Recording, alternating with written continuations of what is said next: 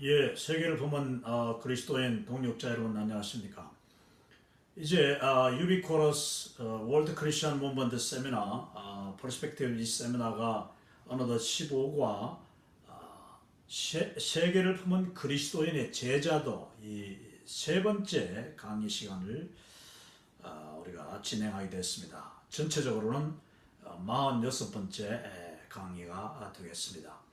오늘은 이 세계를 품은 그리스도인들이 실제적인 생활 속에서 어떻게 하나님의 목적에 정말 부응하는 삶을 살 수 있는가, 그 여러 가지 삶의 그 실제적인 방법 중에서 보내는 자에 관한 그 강의를 하려고 합니다.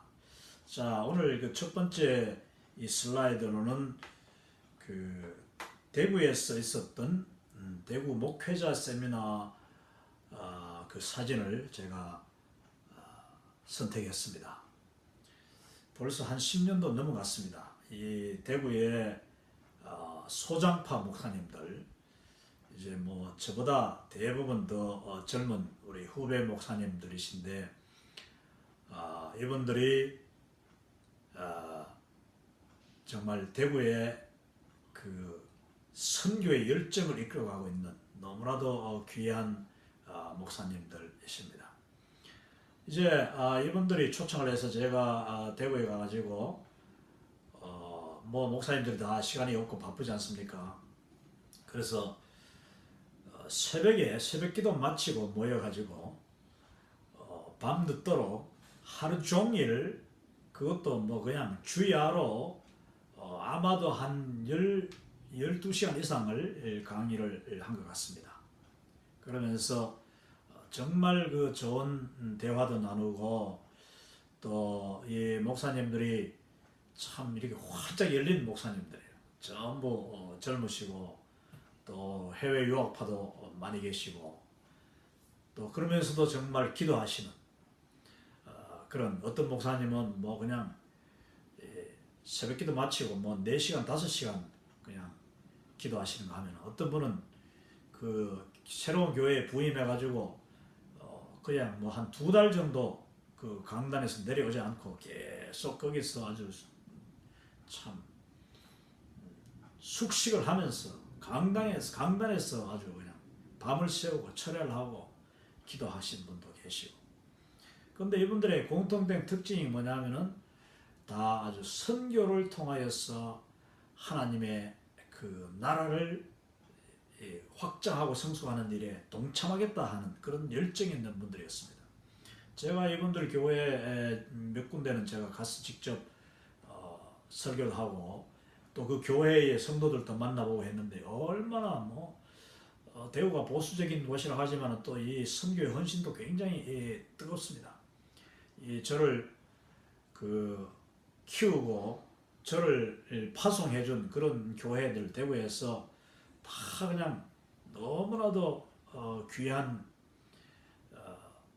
선교의 동참자들인 교회인데, 제가 자라기는 대구 남부교회에서 제가 자랐습니다만은, 이 대학부 회장도 하고 또 대학 다닐 때에 제가 뭐 어렵게 공부하고 이러는 걸 교회에서 아니까 저에게 그 교회가 대학 생활하는 동안 그 선교 장학금을 저에게 줬습니다. 앞으로 목회자가 되려고 준비하는 이 청년인데 교회에서 돕자 이래서 제가 선교 모든 그 선교 헌금을 하는 성도님들이 주일마다 그 1부, 2부, 3부 예배에 오지 않습니까? 때로는 뭐 수요일 저녁까지 제가 가서 그 교회에 이제 예배하러 들어오는 성도님들이 예배당 입구에서 저에게 와서 이제 그 테이블 하나 준비해 놓고 제가 기다리면은 와서 이렇게 선교 헌금을 하면은 제가 그 선교 헌금을 다 접수해 가지고 또 장부도 정리해서 교회에다가 이렇게 드리는, 그리고 교회에서는 저에게 선교 장학금을 이제 매달마다 줬는데, 제가 그 남부교회에서 선교 장학금을 저에게 주지 않았다면 저는 아마 그 대학을 졸업하지도 못했고 또 아마도 뭐 거의 이 굶주려서 공부를 못했을 줄로 그렇게 생각합니다. 교통비도 물론 안 됐고 참 정말 감사한 일이죠.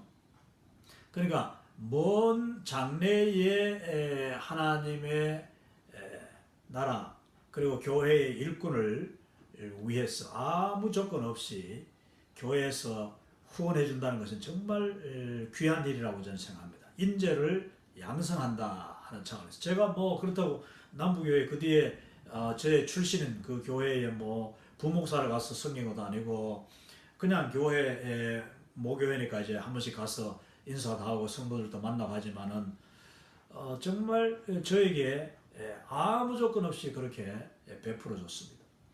지금도 저는 이 선교사로 살아가면서 저에게 베풀어 줬던 그 개인적인 성도님들의 사랑뿐만 아니라 그 교회들 여러 교회들이 저에게 베풀어 줬던 그 사랑들 그 교회 안에 이름 없이 정말 또 저를 격려하고 위로해줬던 분들을 잊을 수가 없습니다. 서울에서 제가 첫해 신학대학원을 들어가서 이제 첫해 그 바로 입학하고 4월부터 제가 교육전도사 일을 했는데 뭐 정말 가난하고 그러니까 그 오가는 차비도 없었습니다. 서울까지. 그래서 이제 일단 서울에서 그 누님 집에 거처하면서 이 개척교회의 그 교육전도사를 시작했는데 그 개척교회에서 저에게 한 달에 10만 원씩 이제 뭐 사례비라고 하기는 뭐 그렇고 이제 장학금으로 준 거죠. 그러면 제가 주일학교를 유치부부터 뭐 개척교회니까 고등부까지 제가 다 담당하고 또 주일 예배 뭐 앞에 찬양인도 뭐 수요일 새벽기도도 때로는 하고 뭐 하면서 그냥 북치고 장구치고 담임 목사님 도와서 다 했는데 그런 가운데도 정말 뭐 재정적으로 어려우니까 교회에서 정말 뭐 이 사례비를 제대로 못 줄 때도 많았습니다. 그리고 또 주일날 제가 지금도 생각나는 게 주일 예배 마치고 목사님하고 같이 이제 사택에서 오후 예배를 기다리면서 그 교회에서 이제 공부도 하고 숙제도 하고 있으면 목사님이 이제 교회에 붙어 있는 그 빌린 그 2층 교회 한쪽 구석에 목사님 사택에 있었는데 그 목사님 사모님이 또 저를 불러서 저에게 그 저녁이라고 해야 됩니까? 이렇게 식사를 이제 하고 그 저녁 예배를 드리는데 그때 먹은 식사들이 주로 누룽지였습니다. 누룽지를 삶아가지고 그 목사님 사모님 그리고 그 조그만 아이들 둘하고 저하고 같이 이렇게 누룽지를 먹고 김치하고 누룽지 먹으면 맛있습니다. 그렇게 이제 할 때도 있었는데 그 힘든 교회에서 또 장로님 한 분은 그 장로님도 넉넉하지 않았어요. 그 장로님 부인 집사님이 피아노를 이제 교습하는 집에서 피아노를 교습하는 개인 교습하는 분이죠. 근데 그 장로님 네 분이 저에게 한 달에 꼭 10,000원씩 이렇게 또 헌금을 특별히 저에게 또 개인적으로 그걸 저에게 장학금이라고 말씀하셨어요. 저는 정말 그게 너무나도 감사했죠. 정말 피와 같은 그런 돈 아니겠습니까? 자기들도 넉넉하지 않으면서 그렇게 해주셨던 것.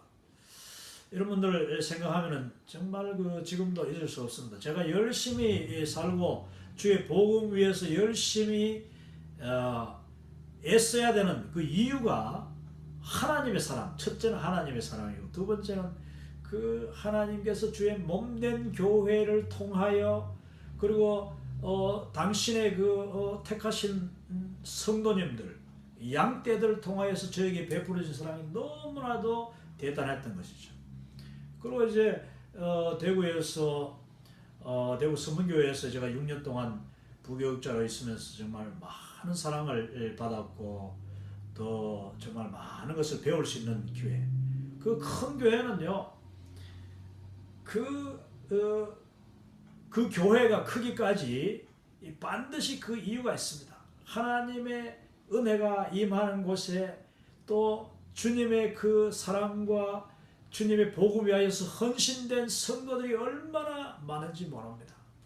그러면서 그분들이 이름 없이 빚도 없이 뒤에서 다 격려하고 담임 목사님은 담임 목사님대로 그러면서 또 자기가 맡은 그 부서에 자기가 속한 부서의 교역자들 뭐 교육 전도사 뭐 부목사 사실 어쩌면은 다 힘들잖아요.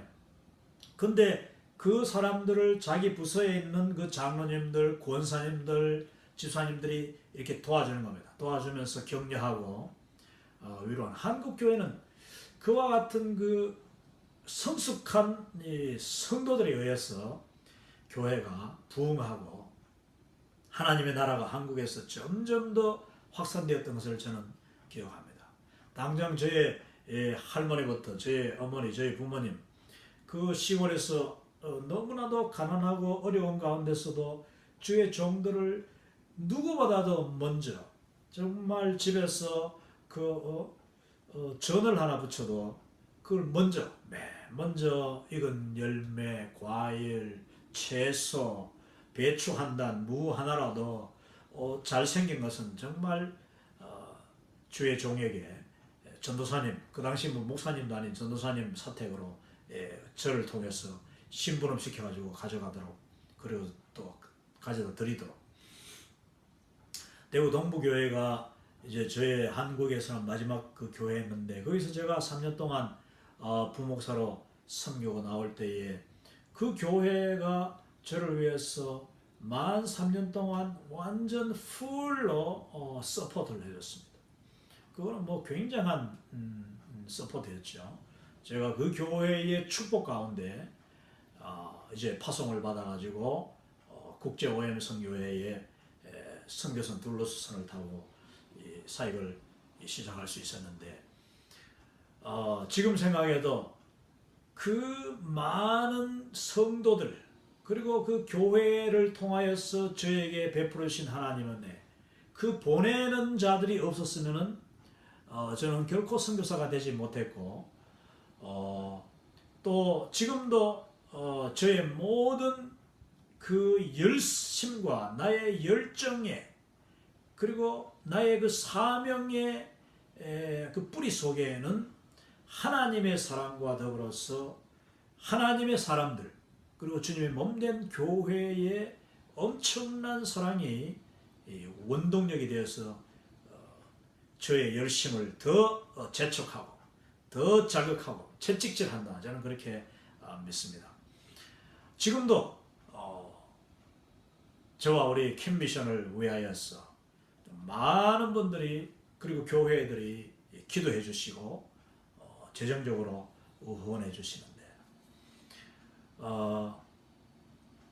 어제도 제가 우리 부이사장 가운데 뉴욕에 계시는 우리 JC 글로벌 제가 한두 번 소개를 했습니다만은 큰 기업은 아니어도 정말 중견 기업으로서 무역하는 귀한 이 회사인데 JC Jesus Christ 글로벌 회사 이름도 바로 예수 그리스도의 세계를 품은 그리스도인으로서 JC 글로벌 이 기업을 경영하시는 우리 이광현 장로님 또 매월 바로 첫날 정확합니다.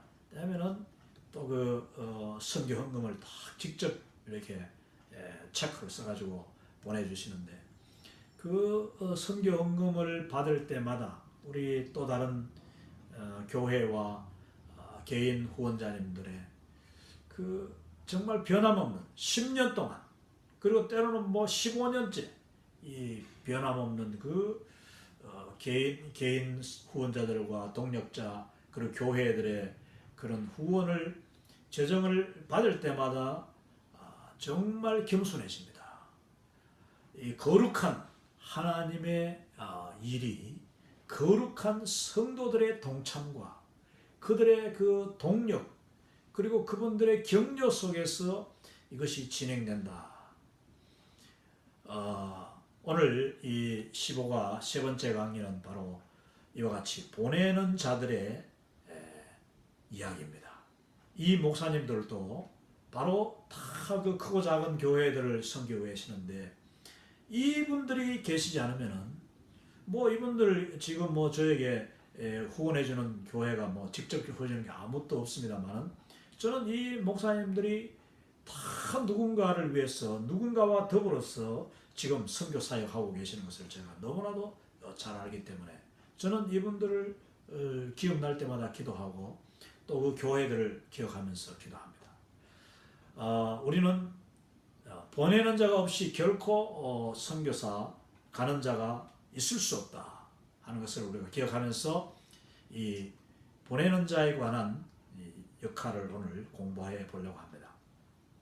여기서 보니까 맨 위에 그 한 줄 The Basic Practices of World Christians 그게 바로 오늘은 sending 보내는 역할, 이 going 가는 역할, sending 보내는 역할, 그리고 mobilizing 격려하고 동원하는 역할, welcoming 환영하는 역할, 그리고 이제 마지막에는 intercessory 이게 그 중보기도. intercessory prayer는 정말 우리가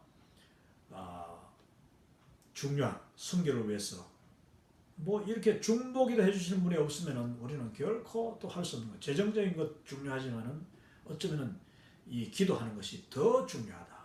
기도해 주는 것. 자, 오늘 이 월드 크리스천의 중요한 역할들 가운데서 5개 중에서 두 번째 역할 보내는 자, 월드 크리스천 파트너십, 샌더스 그리고 서포터스 뭐 이렇게 다른 말로 표현할 수 있습니다만은 빌립보 사람들아 너희도 알거니와 복음의 시초에 내가 마게도냐를 떠날 때에 너희가 나의 쓸 것을 보내었도다 이렇게 이야기하고 있어요. 빌립보서 4장 15, 16절 말씀에 사도 바울은 빌립보 교회 성도들을 향하여서 아주 정말 감사의 마음을 표현하고 그들의 동력을 아주 인정하고 있습니다. 그게 뭡니까? 복음의 시초. 이 빌립보 교회가 유럽의 관문으로서 유럽의 최초로 복음이 전해졌던 이 도시인데 그 빌립보 교회에서 복음의 시초에 내가 마게도냐를 떠날 때에 너희가 나의 쓸 것을 보내었도다. 이제 빌립보 교회에서 사도 바울이 개척해가지고 교회가 어느 정도 자리를 잡으니까 사도 바울은 또 다른 곳으로 이제 마게도냐를 떠나서 다른 데로 가는데 그때에 갈 때도 그렇고 또 가서 또 다른 곳에서 복음을 전할 때에 고린도 교회 그 데살로니가 이런 그 유럽에 있는 여러 교회들을 이제 그 이후에도 계속 복음을 전해서 세우지 않습니까?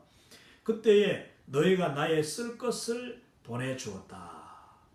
여기는 이 재정적인 후원을 일단은 의미하는 것이죠. 그리고 또 사도 바울의 책 성경을 보면은 그 서신 속에 이제 쓸 옷도 입을 옷도 보내주고 뭐 이것저것 필요한 것도 아마 보냈겠죠. 그러면서 주로 이제 일단은 재정적인 후원을 이 사람들이 했다. 자, 그것은 왜냐하면 사도 바울이 보통 자비량을 많이 했습니다.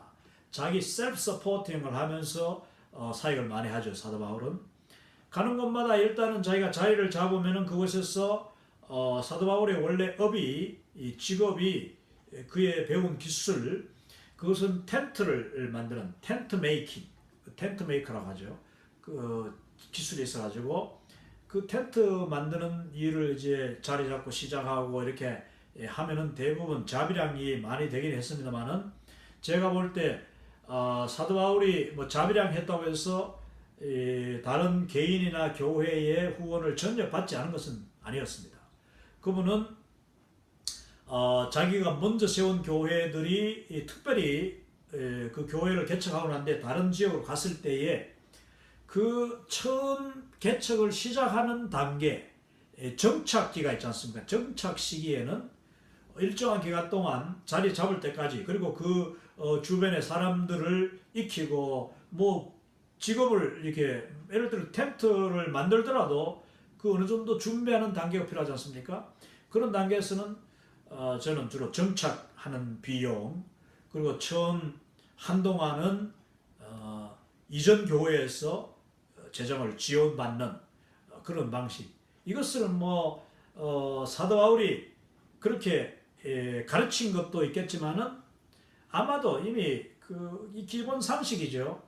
교회 성도들이 우리 사도 바울 선생님 이제 또 다른 지역에 가서 개척을 하는데 그러면은 완전히 새로운 지역에 가시니까 뭐가 필요했는가 이것을 다 생각하실 수 있지 않습니까? 그래서 그분들이 사도 바울에게 이것저것 필요한 것도 보내고 또 사람도 보내가지고 안부 주로 이때는 뭐 인편으로 다 보내고 또 사도 바울이 보내는 편지를 또 인편으로 받아가지고 또 온 성도들 같이 읽고 같이 기도하고 이렇게 했던 것을 우리가 알 수 있습니다. 로마서 10장 13절 15절에서 우리가 이미 이야기했습니다마는 보내는 자가 없이 어찌 갈 수 있겠느냐.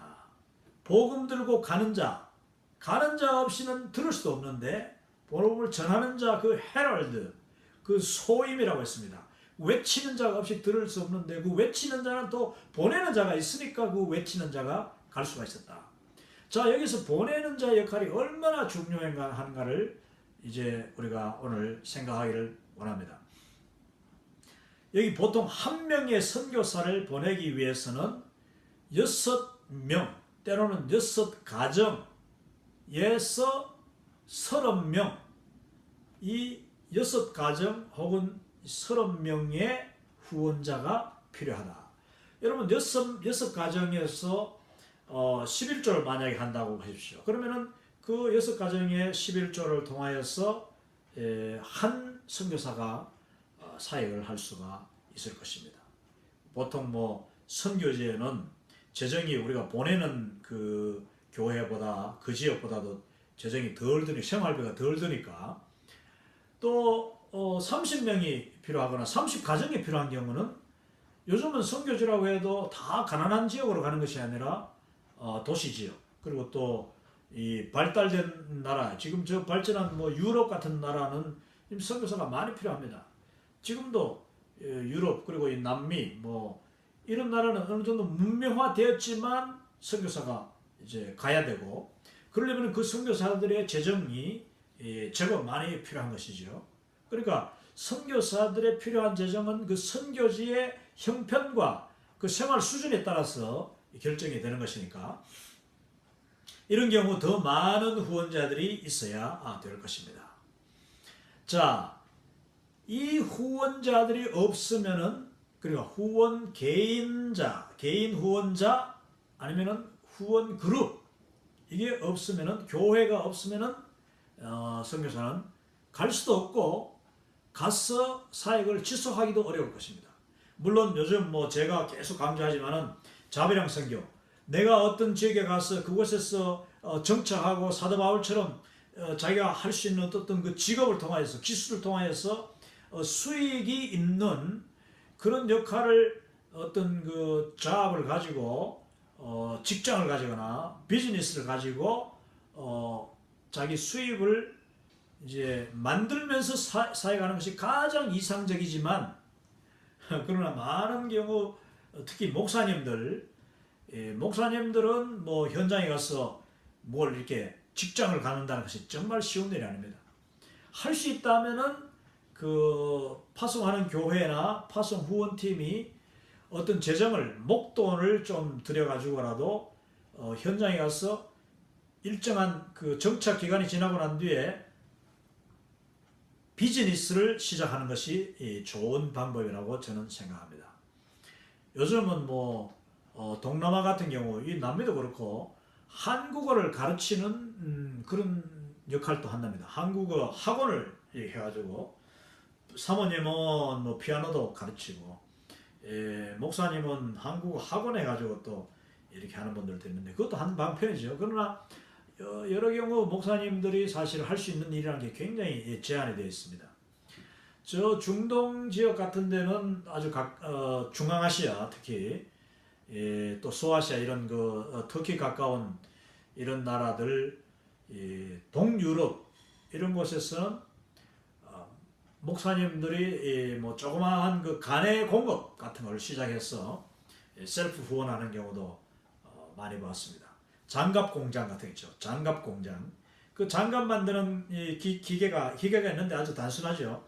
근데 그걸 이제 한국에서 들어가가지고 그 기계를 집안에 설치해 놓고 현지에 있는 젊은이들을 이렇게 아니면은 뭐 이웃들 가운데서 일만한 사람, 할 만한 사람들을 고용해가지고 같이 집안에서 이제 식사도 같이 하고 간식도 같이 먹고 일도 같이 하고 그러면서 차츰차츰 한 가족처럼 아주 소수니까 친해지고 그리고 복음도 전하면서 작은 비즈니스 하는 그런 분들도 제가 봤습니다.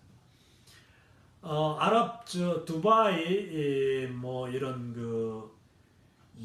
같은 곳에는 아부다비, 두바이, 뭐 이 바레인 이런 지역에는 그 많은 선교사님들이 이 평신도 선교사님들 특히 그곳으로 이제 컴퓨터 한국 사람들은 컴퓨터를 많이 잘하고 그걸 또 이렇게 고칠 줄 아는 분들이 많으니까 그 컴퓨터를 조립하고 고치고 하는 그런 집사님이었던 분들이 선교사로 오면서 그분들은 뭐 목사도 아니고 완전 또 중동 지역은 목사가 오히려 더 불리합니다. 그래서 완전 평신도 비즈니스맨으로 컴퓨터 수리하는 그런 그 가게를 이제 하면서 사역하는 경우도 봤고요.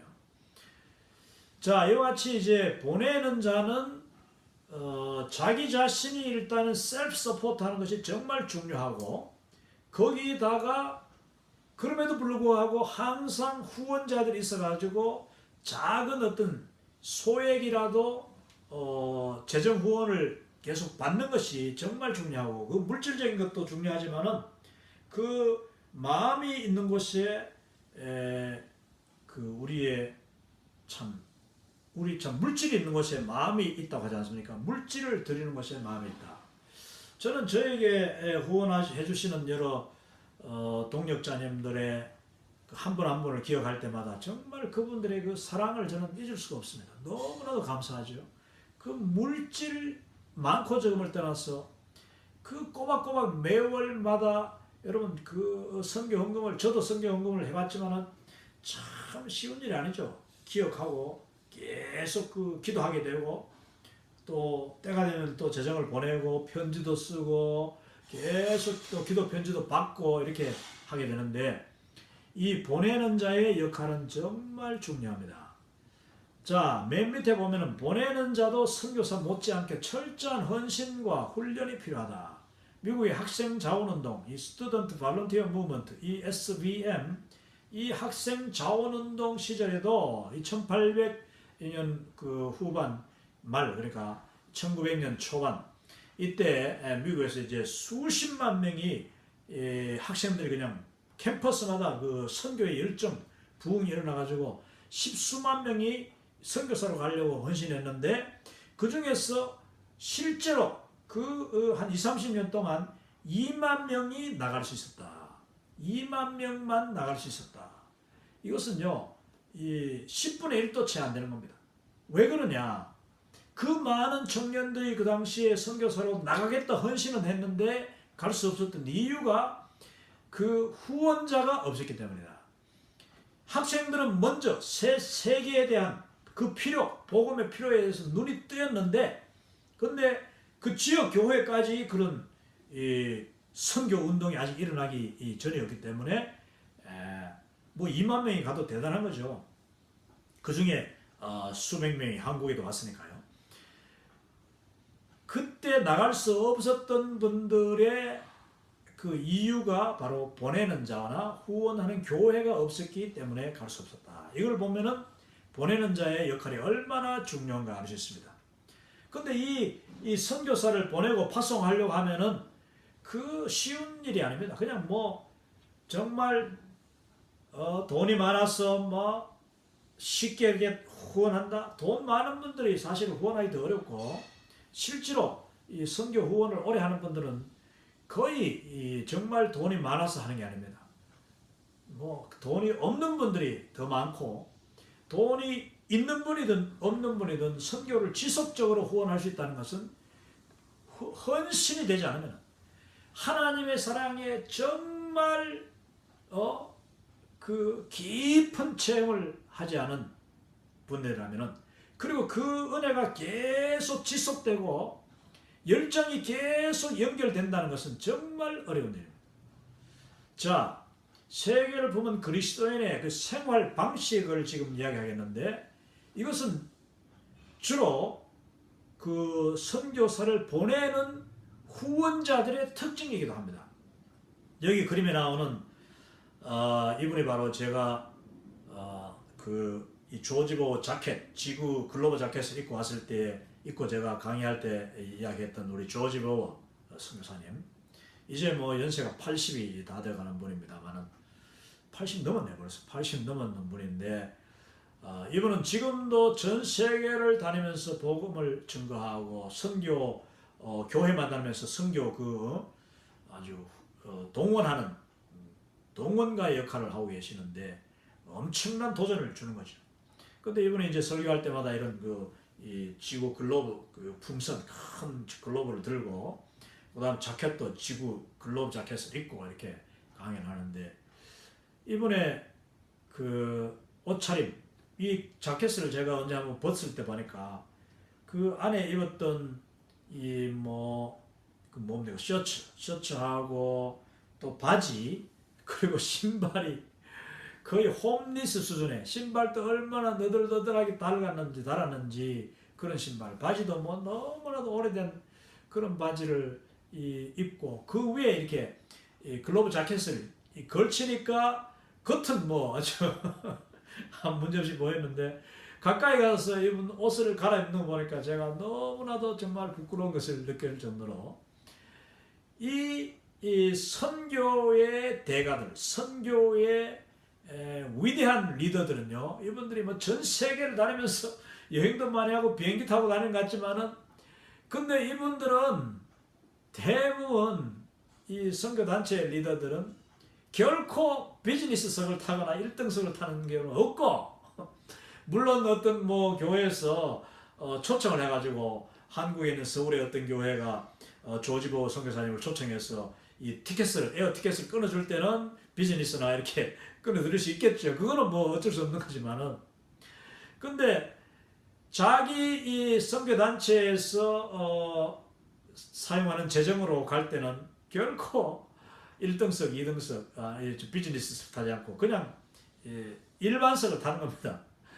타고 또 그것도 뭐 빙빙빙빙, 저도 지금 항상 어디 갈 때마다 선교지 갈 때마다 그냥 직항으로 가는 게 거의 없고, 가장 저렴한 비행기, 어디 가서 하룻밤 자고 뭐 또 거기 있다가 또 몇 시간 기다려 또 가고 하는 그런 이제 비행기를 싸니까 저렴한 비행기 티켓을 합니다만은, 이 그 위대한 선교 지도자들일수록 그분들의 삶의 방식이 너무나도 검소하고 심플, 아주 단순화된 삶을 사는 것을 저는 발견했습니다.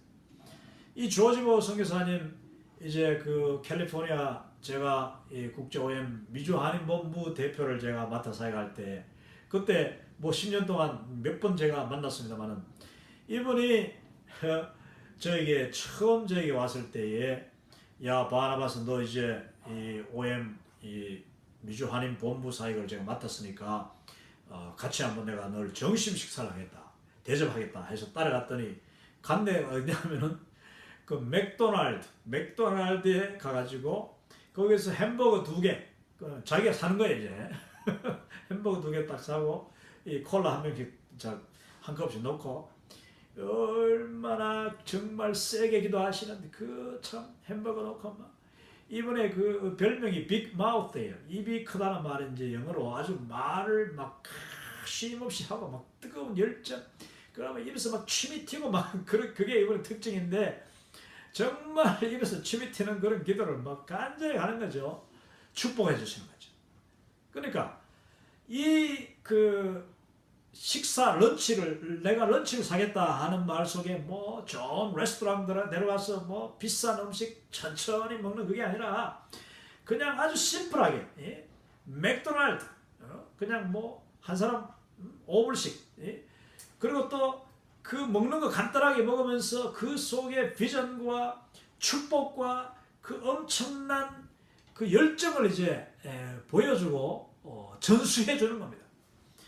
여러분, 저는 이 국제 OM의 그 거대한 이 국제 OM 그 창립자이면서 총재가 나를 식사를 데려가서 맥도날드에서 5불짜리 햄버거를 사주면서 엄청난 기도, 축복 기도를 해줄 때 그 어떤 100불짜리 점심 식사 레스토랑에 가서 먹는 것보다도 더 정말 더 오히려 격려가 되고 그게 교훈이 되고 또 저에게 기쁨이 되고 또 내가 평생 나도 이렇게 살아야 되겠다 하는 그런 도전이 되더라는 것이죠. 자, 여기서 Simplified Lifestyle이 바로 조지 보우의 주장하는 바입니다. 이분은 항상 Simple Life, Simplified, 단순화된 삶의 방식을 우리는 취해야 된다. 얼마나 멋있습니까? 정말 이 국제 OM의 그 리더들은 다 단순하게 살아가고 또 그 선교사들도 아주 단순하게 그냥 뭐 집을 떠날 때 가방 조만하게 들고 와서 그걸로 계속 침낭 하나 들고 다니면서 언제 어디서나 주의 복음 증거할 수 있는 그 주의 복음 증거하다가 그냥 길바닥에 잘 수 있고 어디서든지 잘 수 있는 그런 삶의 방식을 추구하니까 그 선교 단체가 계속 성장하는 겁니다. 수많은 선교사가 거기서 자라는 것이죠.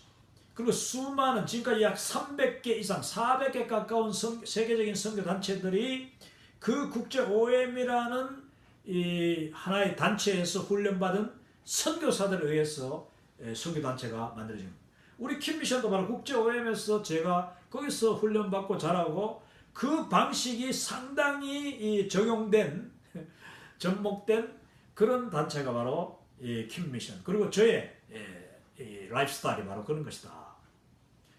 이 워타임 라이프스타일 두 번째 워타임 라이프스타일은 이 퍼스펙티브 세미나에 나오는 교재에 나오는 건데 15과에 나오는데 바로 후원하는 성도들 후원자들의 삶을 이렇게 우리 선교사들이 자세히 가서 그들의 삶을 보니까 그 특징이 이 워타임 라이프스타일 전시 생활 방식 같이 살고 있더라.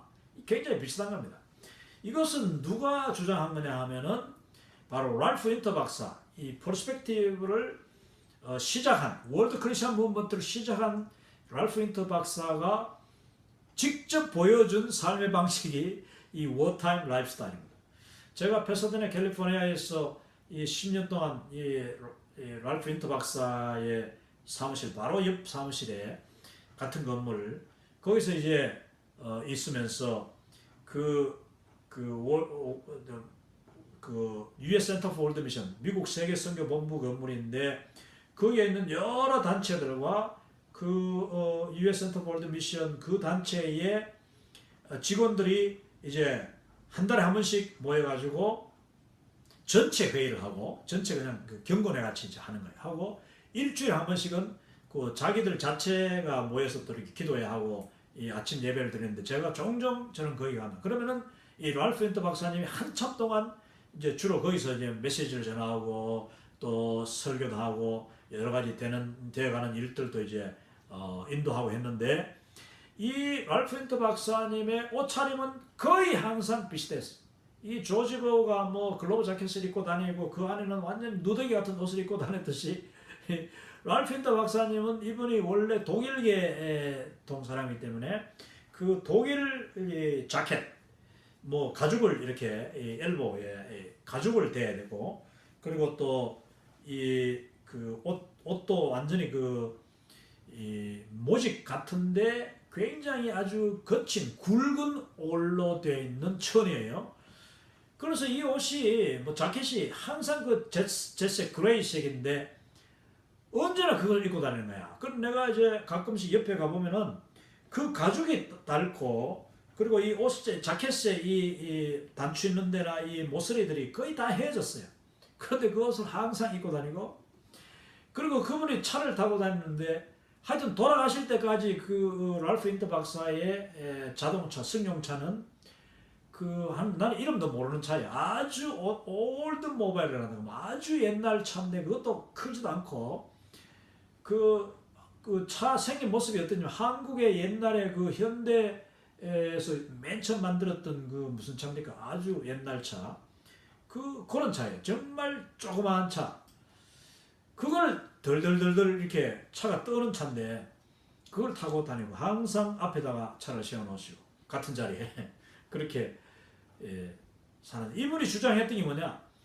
우리 후원자들은 마치 전쟁터에 전사들을 내보내 놓은 그 후방 국민들의 마음, 그 마음 졸이면서 전쟁터 나간 가족들, 전쟁터 나간 우리 동료들을 생각하면서 먹는 것도 아끼고 정말 잠자는 시간도 줄이고 그러면서 그분들이 필요한 전쟁터에 필요한 물자를 공급하기 위해서 날마다 애써서 물자를 아끼고 준비하고 그걸 또 좋은 거 생기면 또 전방에 보내고 먹을 거 생기면 전방에 보내고 또 그 편지 쓰고 하는, 그리고 또 직접 그 전쟁터에 나간 병사들의 가족을 돌보고 이런 일들을 하는데 익숙해져 있는, 그러니까 이 선교가 영적 전쟁이라고 이 퍼스펙티브는 계속 이야기하지 않습니까? 월드 크리스천 무브먼트 자체가 선교, 복음에 초점이 맞춰져 있고 그 복음이 진보하기 위해서는 영적인 전쟁에 임하는 그런 자세로 모든 사람이 살아야 된다. 이게 워타임 라이프스타일입니다. 전쟁터에 내 가족이, 나의 동료들이 나가 있는데 내가 후방에서 그냥 흥청망청 살 수도 없는 것이고 그냥 태만하게 살 수도 없는 것이고 게으르게 살 수도 없는 것이다. 여러분, 저는 이 선교 단체의 본부, 뭐 우리는 본부라고 할 것 없습니다만은 이 선교 단체에 사역하는 모든 선교사들, 선교 대표들부터 시작해서 본부 사역자들은 정말 이 자세로 살아야 된다고 저는 믿습니다. 그런데 이 워타임 라이프스타일이 이 월드 크리스천 무브먼트의 아주 핵심적인 그런 요소인데 이 부분을 우리가 나중에 좀 더 이제 다음 페이지에서 한 번 더 보도록 하고요. 또 이 person driven life, purpose driven life라는 여기에 지금 15과에서 제가 첫 시간에 이야기했습니다. 이거 특별히 이제 purpose driven life는 뭐 릭 워렌 목사님, 새들백 교회, 캘리포니아 새들백 처치의 릭 워렌이 쓴 그 purpose driven life라는 책이 있습니다. 그 책의 주제인데 목적이 이끄는 삶이라고 한국에서는 번역이 됐죠. 이거 뭐 정말 제자 훈련에 아주 중요한 그런 교재로도 많이 쓰이고 모든 글씨들이 읽어내. 그 내용이 한마디로 핵심이 뭐냐면은 purpose driven, 목적이 뭔가? 하나님의 목적, 하나님의 목적, 이 퍼스펙티브 전반적으로는 그 내용도 맥이 바로 그겁니다. 하나님의 목적은 전 세계의 복음이 땅끝까지 이르도록 하는 것이다. 그러기 위해서 하나님께서는 우리 한 사람 한 사람 예수 믿는 자들이 다 월드 크리스천, 세계를 품은 그리스도인이 돼서 우리를 통하여 하나님이 축복을 전 세계에 증거하기를 원하시는, 이게 바로 하나님의 목적입니다. 그래서 이제 축복의 통로를 바로 개발하는 일이 이 퍼스펙티브의 하나의 사명이에요. 월드 크리스천을 만들어내는, 양성해내는 거죠.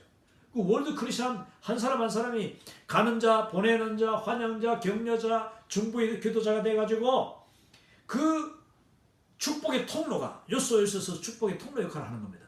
자, 이거를 이제 하는 게 이 퍼포스 드리븐, 목적이죠. 하나님의 목적에 초점이 맞춰져 있는 삶이 이 월드 크리스천들의 삶이다. 그 말은 또 이제 이 데이빗 브라이언트, 맨 밑에 나옵니다. 데이빗 브라이언트 이 기도 합주회, 프레어 콘서트라는 이 사역을 시작한 이 기도 합주회의 데이빗 브라이언트가 했는 말, 그분은 릭 워렌의 퍼포스 드리븐 라이프를 이야기하면서 person driven life. person이라는 게 바로 어떤 그 사람인데 the person driven life. 그 the person이 누구냐? 바로 그분이 이끄시는 삶. 예수님이 이끄시는 삶을 이번에 이제 이 교재에서 이야기하고 있습니다. 자, purpose driven, 하나님의 목적이 이끄는 삶. 그건 곧 예수님이 우리를 이끌어 주시는 삶. 하나님께서 직접 우리를 선교로 이끌어 주시는 미시오 데이, 미션 오브 갓, 하나님의 그 선교가 이끌어가는 그 이야기를 지금 하는데 다 이게 일맥상통하는 말이죠. 그거를 이제 또 다른 말로 표현하면은 recommitment. 우리 이 퍼스펙티브에서는 앞부분에서는 recommitment라고 하고 5가, 그리고 이 15가에서는 reconsecration. reconsecration이라는 말은 이 consecration이 헌신한다, 드린다, 또 어떤 이게 신에게 제사할 때 바친다 이런 의미인데, 이게 우리 기독교적인 용어로 보면은 consecration이 바로 헌신한다. 하나님 앞에 우리가 그 구약에서 사사들이 자기를 주님 앞에 드리거나 아니면 부모가 내 아이를 주님 앞에 드리나이다. 한나가 사무엘을 드리듯이, 삼손의 부모가 삼손을 하나님 앞에 드리듯이, 이와 같은 걸 이제 그 헌신이라는데, reconsecration이라는 말은 내가 다시 재헌신한다. 제2의 헌신이다. second commitment. 이런 말로 이제 이야기할 수 있는. 우리가 제1 헌신이 뭐냐? 예수님 앞에 모든 것을 굴복하고 내가 주님의 뜻대로 주님의 자녀가 되는 삶, 하나님의 자녀로서 삶을 살겠습니다. 예수님을 믿는 거죠. 영접하는 그게 제1의 헌신이고, 제2의 헌신은 내가 더 이제 성숙한 그리스도인으로서, 성숙한 제자로서 복음 위하여서 살겠습니다. 제자들이 3년 동안 예수님 따라다니면서도 이 제2의 헌신을 못했습니다. 예수님을 그냥 따라다닌 거죠. 예수님 제자로 헌신됐는데 그들이 정말 제2의 헌신이 된 것은 언제냐? 성령님이 임하시고 오순절 이후에 그제서 예수님이 죽으시고 부활하셔서 승천하시고 난 뒤에야 이 예수님의 제자들은 이제 제2의 헌신을 하고 복음 위하여서 정말 죽으면 죽으리라 하면서 나가게 되는 것입니다. 우리 월드 크리스천들은 바로 제2의 헌신을 한 사람들이라고 말씀드릴 수 있겠죠. 그 제2의 헌신했는 사람들이 어떻게 사느냐? 그것은 방금 이야기한 대로 simplified, simple life, wartime, 전시 생활 방식으로 살아가는. 또 그분이 이끄시고 목적이 이끄는 하나님의 나라라는 그 목적, 그리고 주의 복음이 땅끝까지 가야 된다는 그 목적, 그 일을 위해서 예수님이 우리를 보내시고 성령님 우리와 함께 하시는 그분이 우리를 이끌어 가시는 그 성령님의 이끄심 받고 예수님의 그 사령관이신 예수님의 이끄심 받아 살아가는 것이 바로 이 그리스도인, 세계를 품은 그리스도인의 생활 방식이요, 특별히 후원자, 보내는 자들의 삶이 이와 같다 하는 것입니다. 저는 이 선교단체를 섬기면서 제가 선교지를 이제 종종 방문하기는 합니다만은, 그때마다 제가 항상 정말 그 선교 현장에서 살아가는 그 선교사님들의 삶이 얼마나 쉽지 않은가 하는 것을 제가 발견합니다. 물론 좋은 점도 많죠. 우리 이 도시에서 살고 분주복잡한 이런 나라, 한국, 미국 이런 데서 살다가 선교지에 가면은 아이고 선교사님 좋으시겠습니다 하는 것도 있습니다. 그러나 전반적으로 그것은 불편을 감수하는 삶이고, 또 여러 가지 위험도 감수해야 되고 리스크가 너무 많죠. 온갖 문명의 혜택을 거의 포기하고 살아야 되는 그런 이 선교지, 그리고 선교사님들 생각할 때마다 나의 이 후원자로서의 삶, 그 선교 본부를 이끌어가고 또 이 선교 동원자로서의 삶도 나는 선교사를 정말 어떻게든지 염두에 두고 살려고 하는 그 삶이 되어야 된다. 그렇게 생각합니다. 자, 요 맨 밑에 데이비드 브라이언트가 했는 말을 보면은 It means to integrate life for Christ's global purpose as a world Christian. 자, 이 월드 크리스천이라는 것은 우리 그리스도인의 삶이라는 것은 그러니까 simplified lifestyle, wartime lifestyle, purpose driven, person driven lifestyle이 뭐냐? 그리고 제2의 헌신이 뭐냐? 이것은 바로 그리스도의 이 세계적인 그 목적, 예수님의 이 세상을 복음하려는 그 목적, 죽으신 목적, 부활하신 목적, 하나님이 당신의 아들을 보내신 목적, 그 목적을 위하여서 우리가 월드 크리스천, 세계를 품은 그리스도인으로 살아간다, 동참한다 하는 그 뜻이다. 그래서 into the great story for His glory. 그 하나님의 그 영광에, 성경 하나님의 영광이라고 했습니다. 하나님의 영광스러운 그 하나님의 위대한 일, 선교의 그 속으로 들어가는 이 월드 크리스천. 근데 여러분, 이제 선교지로 직접 크로스 컬처럴 타문화권으로 그 문화를 건너뛰어서 그냥 내 문화, 나의 모든 걸 포기하고 그 타문화 속으로 뛰어드는 것, 그거 어렵죠. 그리고 거기서 계속 살아야 되니까. 그것도 어렵지만은 이 세계를 품은 그리스도인의 생활, 그러니까 보내는 자의 삶도 너무나도 어렵다 하는 것을 이제 이 두 번째에서 보겠는데, 보내는 자들의 역할을 가만히 보면은 이게 참 쉬운 일이 아닙니다. 자, 여러분 보십시오. 자, 우리는 선교사, 저는 선교사로 항상 그 나를 파송하는 교회, 그리고 나를 지금도 후원하고 있는 그 교회와 개인들, 후원자들 생각하면은 정말 그분들의 그 헌신이 얼마나 대단한가. 그리고 이제 나 역시도 이제는 그 보내는 자의 한편에 서서 그 역할을 내가 항상 같이 감당하려고 저는 애를 쓰는데, 자, 우리의 그 마음가짐이 어때야 되는가. 또 대부분 저의 그 동경하는 후원자들 한 분 한 분들의 삶을 방문해보고 직접 그분들을 만나보면은요, 그분들의 삶이 정말 눈물겨워요. 네, 여기 보니까 첫 번째, 두 가지 차원에서의 보내는 자의 역할이 뭐냐. 자, 첫 번째, 보내는 자의 역할 가운데 특정한 선교사나 단체를 후원하는 방법이 있습니다. 이게 중요한 역할이에요. 도덕적으로, 재정적으로 기도 후원해주고 병참 지원, 이 환영자로서의 역할을 잘 감당하는 것이 보내는 자의 역할.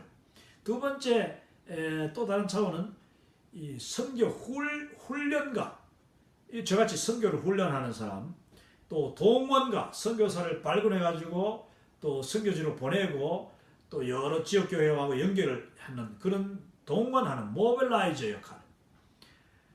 선교 목사님들, 선교 목사, 선교 목사가 저도 그 목회 현장에서 선교 목사를 했는데, 참 선교 목사가 제대로 하면은요, 거의 선교사처럼 선교 목사는 일단 선교지를 잘 알아야 되고, 그 선교사들의 그 보내오는 모든 그 보고서와 또 할 수 있으면 직접 가서 그 선교사님들의 삶의 모습, 이거를 잘 알아서 자기가 섬기는 교회의 성도들에게 알려주는 역할이 바로 선교 목사인데, 많은 경우 그냥 선교 목사 1년 내지 3년 동안 잠깐 하다가 인사이동 해가지고 그냥 또 언제 내가 마치 주일학교 초등부 하다가 그다음에 중등부 하듯이 그냥 선교 목사 하다가 또 청년부 목사 이렇게 막 바뀌면서 이걸 역할을 굉장히 소홀히 하는 경우가 많은 것을 제가 보는데, 이거 참 중요한 겁니다.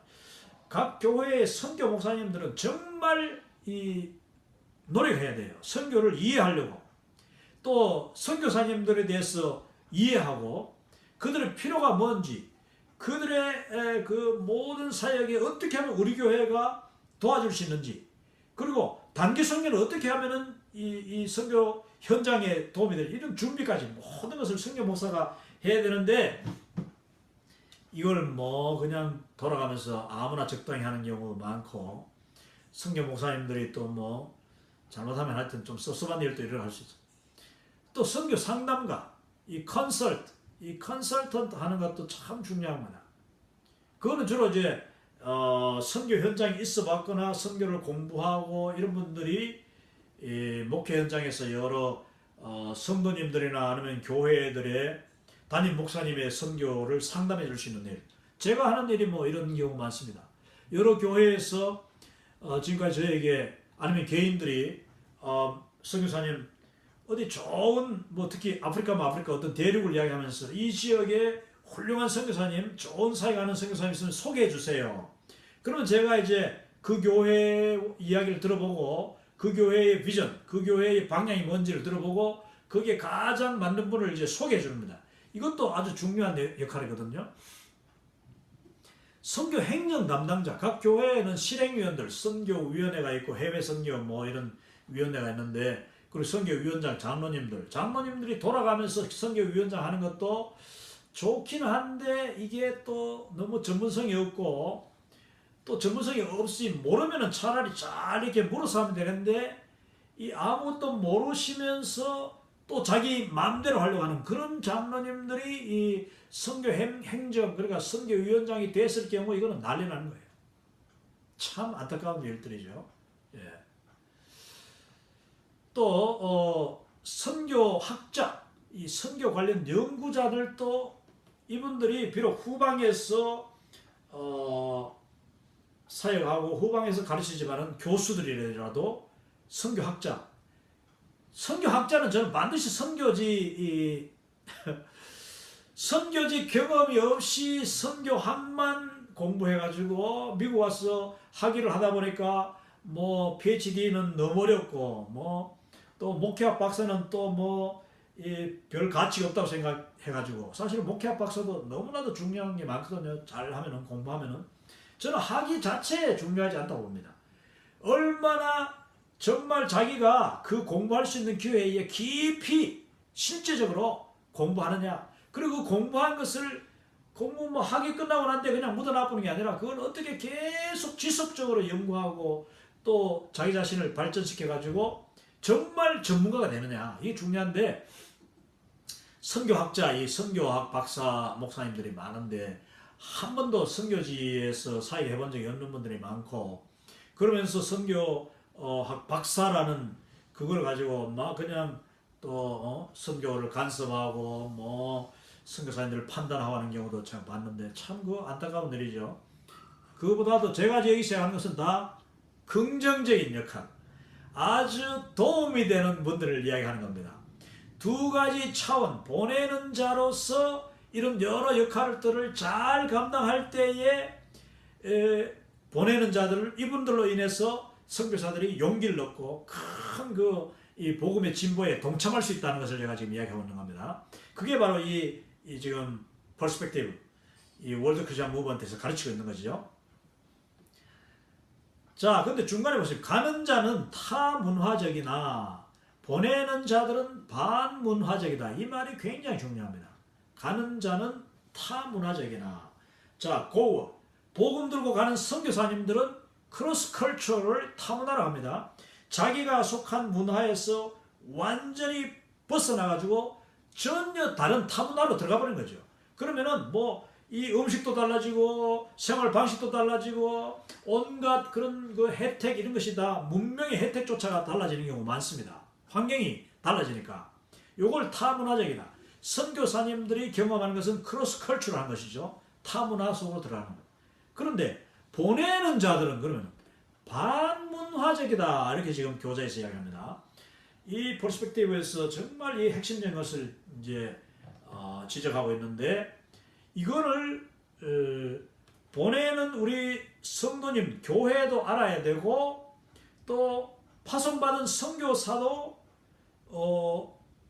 그 현장에서 나만 고생하는 것이 아니라 나는 타문화적으로 뭐 수고하고 있지만은 어려움이 있지만은 나를 후원하고 계시는 나의 후원자들, 개인 후원자들이나 정말 헌신된 그 교회의 동력자들은 거의 반문화적인 삶을 산다는 것을 이해해야 돼. 그게 뭐냐? 자, 여기서 이것은 카운터 컬처럴이랍니다. 카운터 컬처럴이 뭐냐면은 그 자기가 속한 문화를 떠나버리는 것은 선교사들이에요. 타 문화에 크로스 컬처라는 거지.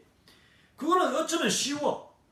왜냐? 새로운 문화에 그냥 적응해버리면 뭐 한 몇 년 살다 보면은 뭐 참 수준은 좀 이렇게 떨어지지만은 거의 거기서 익숙하게 살 수 있어. 편안하게 살 수 있어. 그리고 실제로 선교지에 사는 선교사님들이 마음은 편한 경우가 많아요. 몸은 불편하고 여러 가지 좀 불편한 건 있어도 환경은 열악해도 마음은 편한 경우가 많아. 그래도 그 현지에 사는 사람들보다는 더 낫게 살면서 나눠주고 베풀면서 살면서 또 그분들로부터 존중함을 받으면서 사니까. 그런 많은 목사님들이 뭐 교회에서 이 한국교회, 한인교회에서 막 어려움을 당하고 목회에 시달리고 지치고 했는 분들이 선교지에 가서는 이야 이게 천국이다 하는 분들도 많았어요. 근데 그것도 정말 헌신되고 오래 장기적으로 잘 적응을 못하는 경우는 너무 힘들지. 근데 중요한 것은 우리 선교사들은 우리를 보내놓고 그 자기가 속한 문화 속에서 살면서도 그 문화를 완전히 누리지 못하는 전시 생활 방식으로 살아가고 아주 단순화된 삶으로 복음에서 살다 보니까 그 주변 사람들로부터 아이고 당신 어떻게 그렇게 뭐 유행도 못 따르고 뭐 그렇게 좀 그렇게 불쌍하게 삽니까? 이런 소리를 듣는다는 겁니다. 이게 바로 반문화적이에요. 자, 예를 들어 봅시다. 그 서울의 그 강남, 뭐 강남 스타일 유명하잖아요.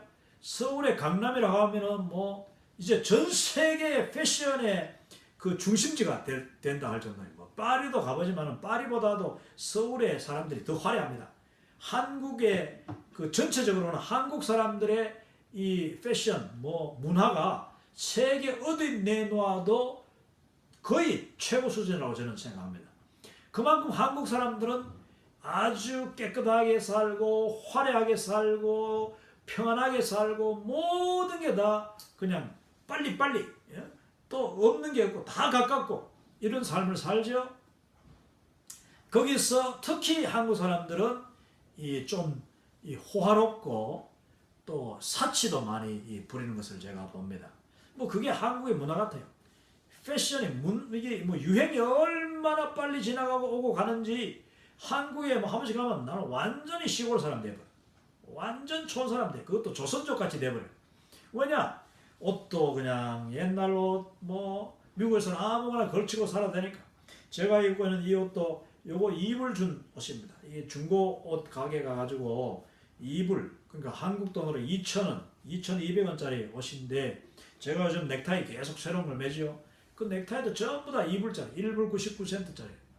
그러니까 남들이 쓰던 그 옷들을 입던 옷을 이제 적당히 이제 세탁해가지고 뭐 다려가지고 이제 전시해놓고 그걸 파는 거죠. 그게 이제 굿윌이라고 해서 우리 이웃에 있는데 우리는 심심하면 거기 들릅니다. 가지고 혹시 또 건질 거 없는가? 뭐 1불, 2불 다 이렇게 중고 옷들인데 아니 뭐 깨끗하고 또 좋고 거기 가끔 보면은 한국 가면은 그냥 깜짝 놀랄 명품 이 브랜드 붙은 것도 많죠. 근데 그게 그냥 다 그냥 몇 불, 5,000원 미만. 자, 그거를 이제 뭐 사면은 부담도 없고 언제든지 갈아입고 이 옷도 얼마나 좋습니까? 제가 선교지 갈 때도 이 옷을 입고 이제 하려고 샀는데 여러분 내가 속한 그 컬처에 살면서도 미국에서도 그렇습니다. 사실은 뭐 잘 살려고 하면 뭐 얼마든지 미국이란 나라는 잘 사는 사람은 정말 잘 살고 또 못 사는 사람은 너무나 못 살기 때문에 그러면서도 그 차별이 없고 누구나 뭐 그냥 편안하게 잘 사는 사람이라고 항상 옷을 반듯하게 입을 필요도 없고 그냥 자기 뭐 마음대로 반바지 입고 뭐 이렇게 옷을 벗고 다니고 할 수 있는 게 이제 미국이니까 사람들이 눈을 의식하지 않아도 되는데 한국에서는 사실 너무너무 이게 문화 유행이 그냥 빨리빨리 지나가면서 이 헤어스타일도 한국 사람들은 다 똑같죠. 그냥 뭐 여성들 파마 스타일도 똑같죠. 헤어스타일 들고 다니는 뭐 핸백 다 명품들이죠. 놀랍니다. 아주 놀라죠. 그런데 그 강남에 사는 그 성도들 가운데서 내가 아는 여러 사람들이 반문화적인 삶을 살고 있습니다. 그 말이 뭐냐? 이미 나온 대로 simplified lifestyle. 그리고 아주 단순화된 삶을 살고 쓸 것도 덜 쓰고 살 것도 안 사고 또 뭐 소위 유행 따라갈 것도 안 따라가고 이 파마 두 번 할 것도 한 번 하고 뭐 20만 원 주고 할 것도 그냥 뭐 5만 원, 뭐 6만 원 하는 데 가서 그냥 하고 또 집에서 그냥 뭐 염색하고 집에서 파마하고 이렇게 사는 것이 자기가 속한 그 문화에 따라가지 않고 자기 나름대로 소신 있는 삶을 산다는 겁니다. 그래서 절약한 그 재정, 그래서 모은 돈은 오히려 선교사에게 보내고 선교사님에게 후원하고 교회에 선교 헌금으로 드리고 또 가난한 사람들에게 나눠주고 자기가 직접 그걸 가지고 복음을 나눈다. 또 사랑을 나누고 이웃 사람들에게 나누고 여러분 이렇게 사는 사람을 우리가 월드 크리스천으로 하는데 이 월드 크리스천은 그 자기가 속한 문화에 거의 반한 살아간다. 이걸 반문화적으로 살아간다. 이래서 카운터 컬처럴이라고 합니다. 카운터 컬처럴. 이것은 크로스 컬처럴보다도 훨씬 더 어려운 거예요. 저의 이 강의를 들으면서 내가 거의 뭐 그런 삶을 살아가고 있네요 하는 분이 있으면은 God bless you. 하나님의 축복이 함께하기를 바랍니다. 하나님의 위로를 받으시기 바랍니다. 하나님이 기뻐하시는 바로 세계를 품은 그리스도인이 바로 이런 사람들이에요. 이런 분들이 전 세계적으로 얼마나 많이 있는지 모릅니다.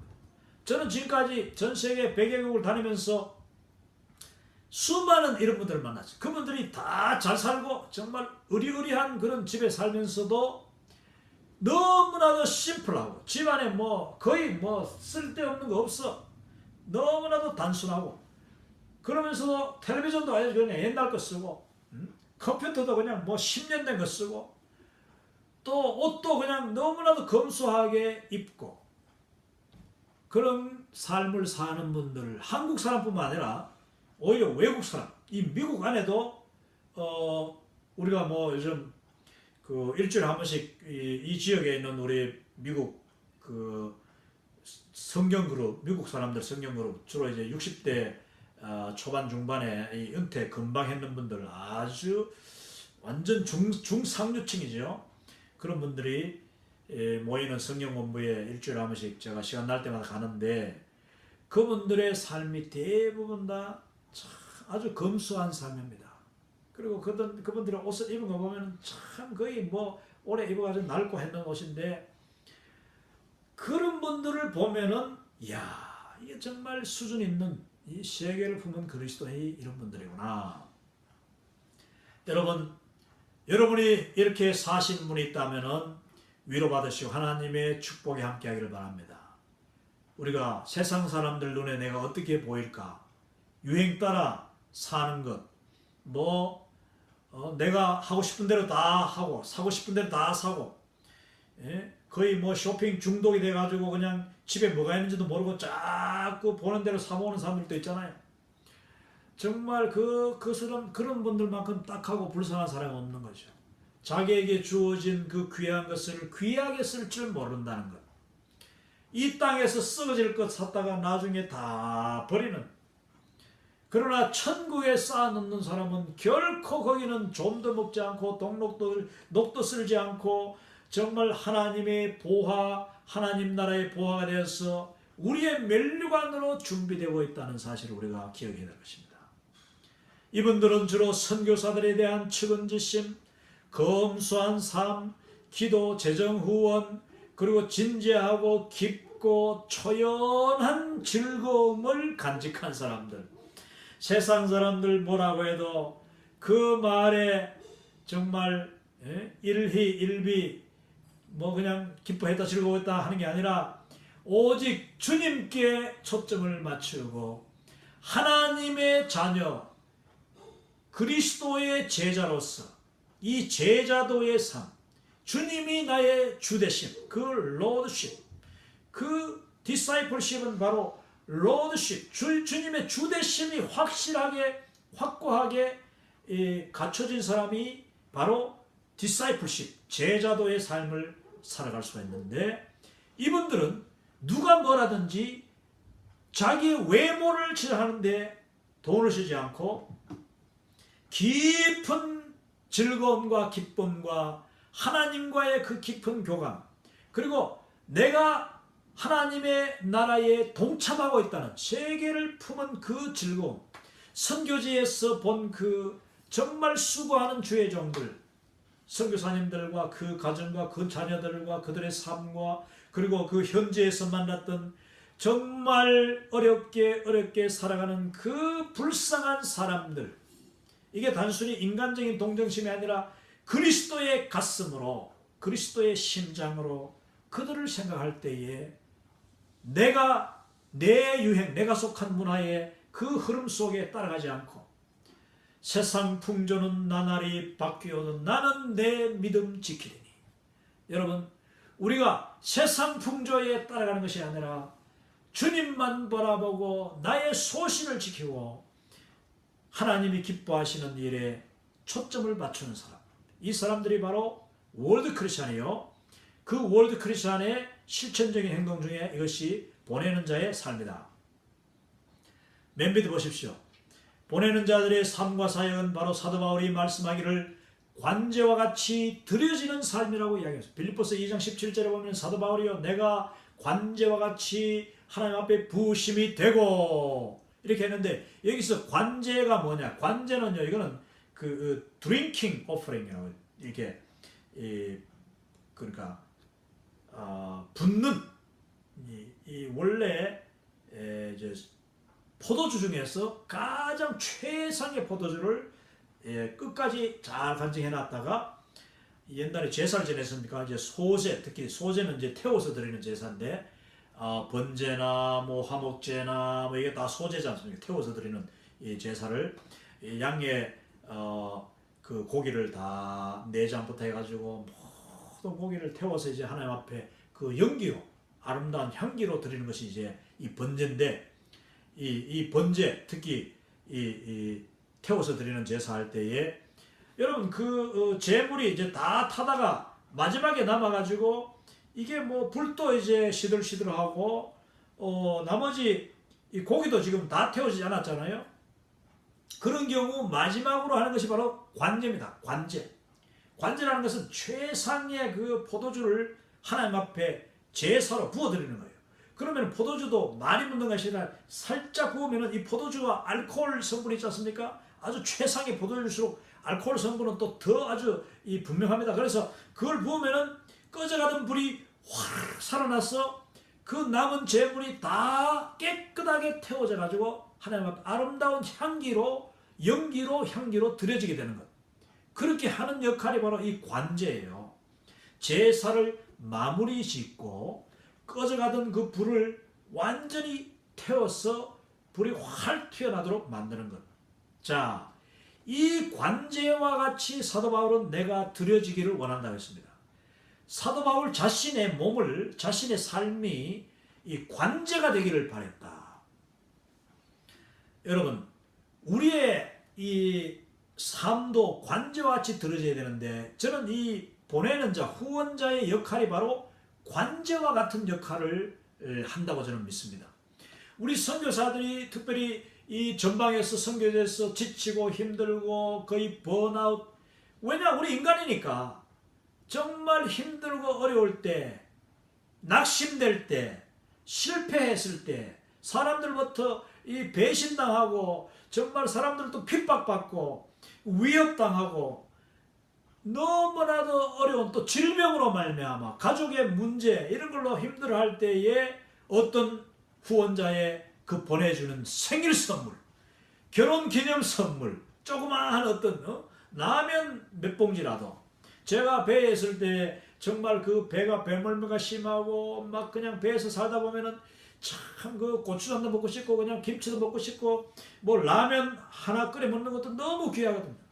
근데 정말 그 배에서는 라면 한 개, 두 개가 포장해가지고 이 선물하면 그게 아주 생일 선물이 됐어. 근데 그것이 이제 한국에서 막 그냥 박스로 이렇게 이 라면 박스를 하나 이거 저 어떤 집사님이 다 예쁘게 포장해서 안에 가족 편지 다 한 명씩 다 써가지고 사진도 찍어 넣고 해가지고 이제 딱 보내옵니다.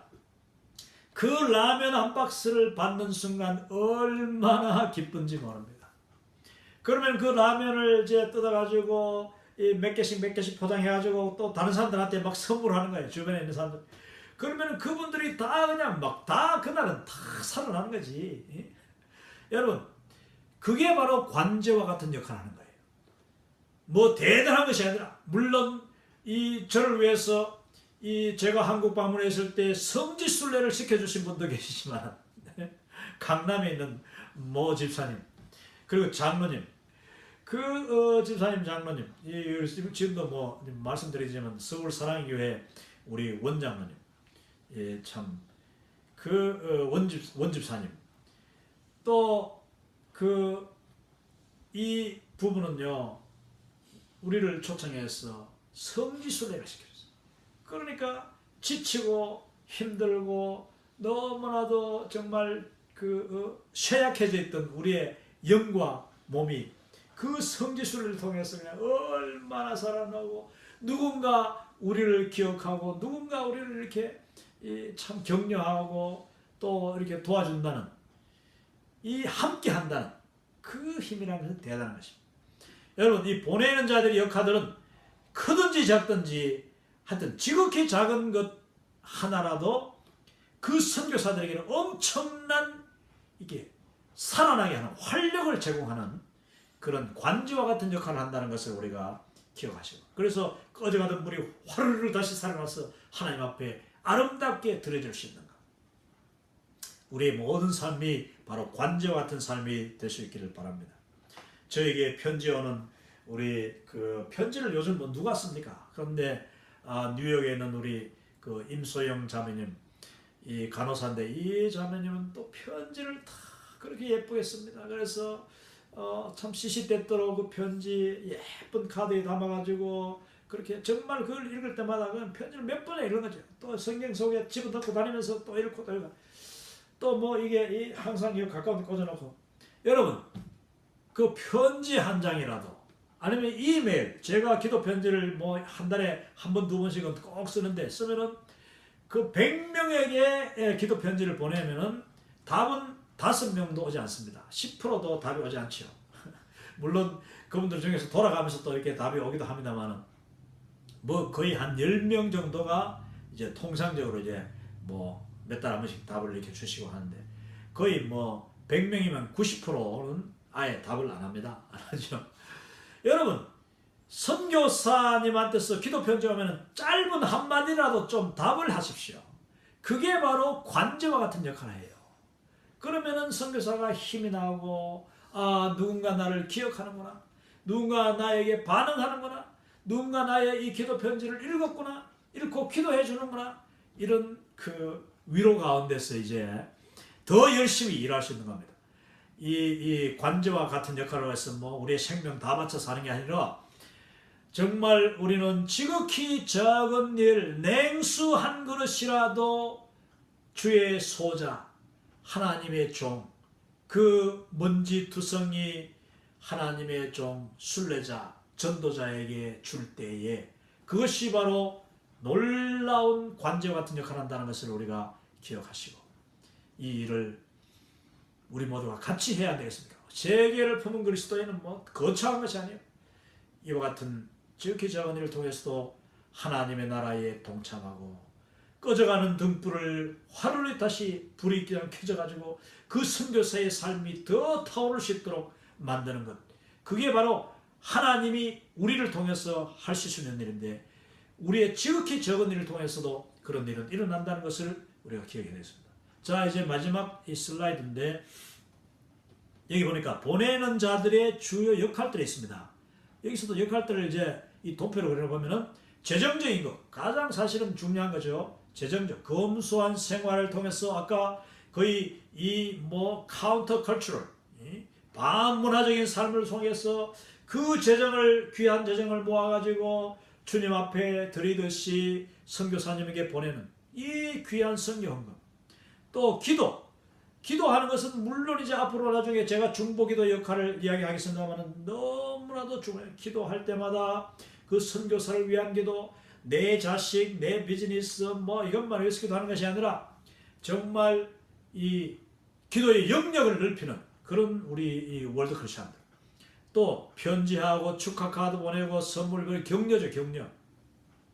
제가 며칠 전에 또 이 강동철 우리 집사님 이 미국 회사에 다니는 아주 참 훌륭한 이 젊은이인데 애리조나에서 저희 부부 이 컴퓨터를 이렇게 교회에서 컴퓨터를 가르치는 그런 무료 컴퓨터반 거기에 들어가서 이제 만난 귀한 형제인데 지난 거의 뭐 한 이제 7년 8년 동안 얼마나 좋은 교제를 나누면서 이제 미국의 중견 회사의 중견 간부가 돼서 이거 갔는데 가면서 또 이 저한테 컴퓨터를 그냥 또 하나 보냈어. 제가 지금 이 촬영하고 있는 이 그 애플 아이패드 최신형인데 이것도 거의 뭐 지난해 가을에 강동진 사람이 우리 집에 왔을 때 이걸 일부러 주고 자기가 쓰던 걸 최고 좋은 걸 주고 왔어. 그러니까 제가 지금 뭐 마이크도 필요 없는 이 방 안에서 그냥 이 애플을 딱 아이패드를 켜놓고 이 그 방송을 녹음을 하면은 방이 뭐 물론 크지도 않지만은 이 목소리가 그대로 빨려 들어가서 너무나도 자연스러운 그런 이 촬영이 되도록 제가 아이패드를 지금 하나 쓰고 있는 겁니다. 다른 거 아무 필요 없는 거죠. 이 지금 뭐 이 10불 주고 사는 이 자동 이 끄고 켜는 이 스위치가 좀 문제라서 끌 때 좀 잘 안 꺼지는데 하여튼 저렇게 좋은 것을 저에게 선물하고 또 지금 컴퓨터 하나 이 데스크탑 하나 또 보내주셨어요. 뭐 우리 컴퓨터가 한 5년 이제 뭐 7년 됐다니까 그걸 알고 여러분 지극히 작은 거지만 이거는 정말 엄청난 거죠. 작은 것부터 큰 것까지 내가 할 수 있는 것 때로는 내가 할 수 있는 그 이상으로 하는 이런 격려 정말 중요한 겁니다. 우리가 힘이 없어지고 지치지 않도록 하는 거죠. 또 사용 물자 물론 이제 컴퓨터 방금 나왔습니다만은 또 뭐 음식, 옷, 어떤 사람은 승용차도 그냥 사실 승용차 우리가 또 이 LA에서 애리조나로 이사 갈 때 아무것도 차도 없고 왔는데 그 헌 고물차 완전히 뭐 95년형 그거 다 된 거 이제 버리고 갔더니 그 애리조나에서 그 당시에 또 최동원 집사님, 데이빗 닥터 최 박사 치과 와서 지금 달라스에서 우리 초대 이사장인데 이 최 집사님은 또 자기가 쓰던 차, 자기 가족이 정말 타던 아주 너무 좋은 일본 토요타 여러분 시에나 아시죠? 큰 차, 그 좋은 걸 우리한테 그냥 쓱 내주고 그걸 타고 가는 그거 우리한테 큰 재산이 됐습니다. 그 뒤에 우리가 새로운 또 뭐 다른 이제 두 번째 중고차 살 때도 그 차 이렇게 다시 또 팔아가지고 그걸 바탕으로 또 사고 이렇게 했는데 여러분 필요한 것을 이렇게 채워준다. 그것은 관심이고 사랑이고 자기 희생입니다. 자기 것을 선뜻 내어준다는 게 쉬운 일 아니에요. 자 그리고 연락 서로 이메일도 주고받고 또 좋은 일들을 자꾸 전파해 주는 거죠. 뭐 나쁜 이야기만 자꾸 전달하는 사람이 있어. 그런가 하면 좋은 일들을 자꾸 전달해주고 칭찬해주고 격려해주고 우리 김 목사님 유튜브에 이 강연 나온다고 아는 사람마다 다 이걸 좀 보라고 또 이렇게 막 소개하는 분들 이런 참 우리 뉴욕에서는 우리 황정규 집사님 같은 경우는 우리 부이사장입니다만 이런 일들 잘 그래서 우리 세미나가 있으면 그 세미나가 언제 있다고 계속 주변에 알리고 막 수십 명한테 그 이메일도 보내고 이렇게 하는 거죠. 여러분, 이 모든 일이 다 우리가 할 수 있는 일들입니다.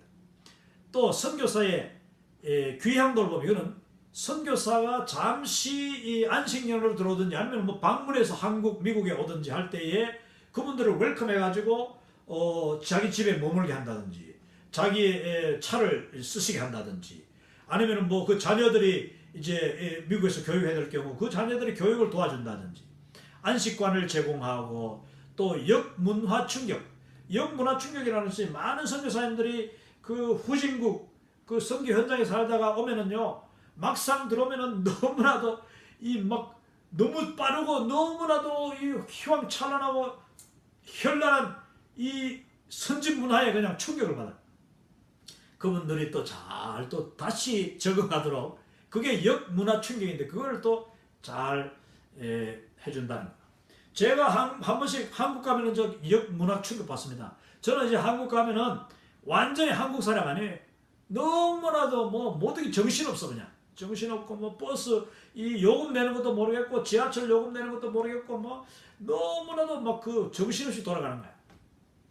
그때에 그걸 또 이렇게 도와주고 안내해주고 친절하게 잘 적응하도록 도와주는 이게 모든 후원자들이 할 수 있는 역할이다. 자, 여기서 이제 오늘 강의를 마치면서 마지막 소개하는 이 사진은 중앙아시아에 있는 T국 선교사님들의 사진입니다. 수년 전에 중앙아시아로는 처음 이제 이 나라에 갔는데 우리 최관섭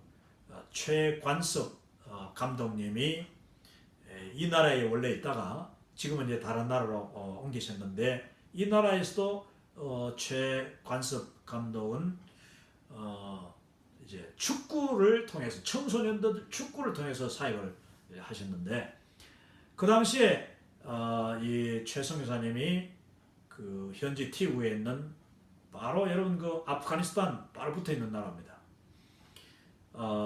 선교사님들을 다 모아가지고 이렇게 세미나를 했습니다. 일주일 동안 세미나 하면서 찍은 사진인데 이 선교사님 한 분 한 분을 제가 오늘 다시 또 쭉 보면서 정말 그 나라는 열악하거든요.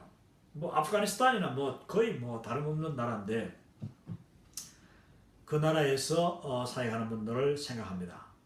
이분들 그분들의 가정에도 제가 가보고 그분들의 사역지도 가보고 했는데 얼마나 열악한 가운데 그것도 이슬람 무슬림들의 그 보이지 않는 보이는 일도 있고 직접 간접적인 그런 여러 압력 속에서도 꿋꿋하게 사역하는 그 선교사님 한 분 한 분들을 제가 기억하면서 이분들을 위해서 지금도 후방에서 후원하고 계시는 분들이 참 계실 텐데 여러분이 이 보내는 자로서 동력하고 있는 이 선교사님들은 여러분으로 말미암아 그 사역을 계속해 나갈 수 있습니다. 물론 하나님의 은혜, 하나님의 사랑으로 원동력으로 삼아 가지만은 그러나 그 하나님의 사랑은 언제나 우리 사람들을 통하여서 우리에게 전달되는 것입니다. 이것을 기억하고 이날에 제가 다시 가지는 못했습니다만은 언제나 기도하고 있습니다. 한 분 한 분 건강하시고 또 그 사역이 정말 아름다운 열매를 맺을 수 있기를 바랍니다. 이 무슬림 국가에 있는 선교사님들은 더 외롭고 더 힘들고 더 어렵습니다. 우리가 모든 선교사님들을 정말 여러분이 연결되어 있는 그 누구든지 끊임없이 기도하면서 내가 할 수 있는 지극히 작은 일을 통해서도 그분들을 격려하고 관제와 같이 그분들의 삶과 사역이 다시 살아날 수 있도록 도와드리고 독려하는 우리 모든 월드 크리스천 여러분 되시기를 주님의 이름으로 축원합니다.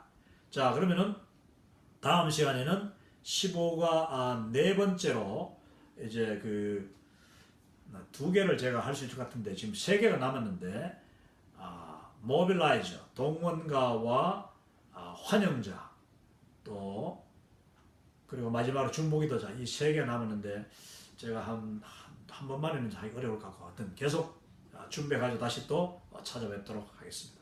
감사합니다.